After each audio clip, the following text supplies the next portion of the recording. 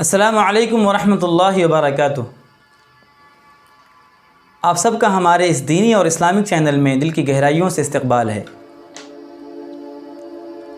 آج کا ہمارا مسئلہ اور سوال یہ ہے کہ مصافحے کا سنت طریقہ کیا ہے؟ مصافحہ ایک ہاتھ سے سنت ہے یا دو ہاتھ سے مسنون ہے؟ اس سلسلے میں جواب یہ ہے کہ امام بخاری رحمۃ اللہ علیہ نے بخاری جلد دوم صفحہ نمبر 936 پر ایک عنوان قائم کیا ہے باب المصافحہ کے نام سے،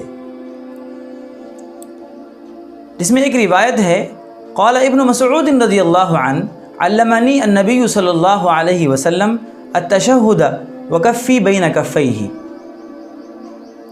اس کا مطلب اور مفہوم یہ ہے کہ ابن مسعود رضی اللہ عنہ فرماتے ہیں کہ مجھے میرے پیارے آقا محمد عربی صلی اللہ علیہ وسلم نے تشہد سکھایا، حال یہ کہ میری ہتھیلی پیارے آقا کے دونوں ہتھیلیوں کے درمیان تھی۔ اس سے یہ بات ثابت ہوتی ہے، پیارے آقا کے اس عمل سے یہ بات ثابت ہوتی ہے کہ مصافحہ کا جو طریقہ ہے، جو مسنون طریقہ ہے، وہ دونوں ہاتھ سے ہے، نہ کہ ایک ہاتھ سے۔ خود امام بخاری رحمۃ اللہ علیہ جیسے عظیم محدث بھی، ان کے نزدیک بھی مصافحہ دو ہاتھ سے مسنون ہیں۔ اب بہت سے لوگ یہ بھی سوال کرتے ہیں کہ کیا ایک ہاتھ سے مصافحہ کرنا جائز ہے؟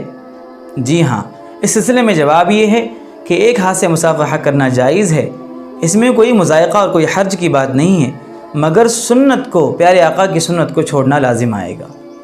اور ایک مومن اور مسلمان کی شان یہ نہیں ہے کہ پیارے آقا کی سنت کو جان کر چھوڑ دے۔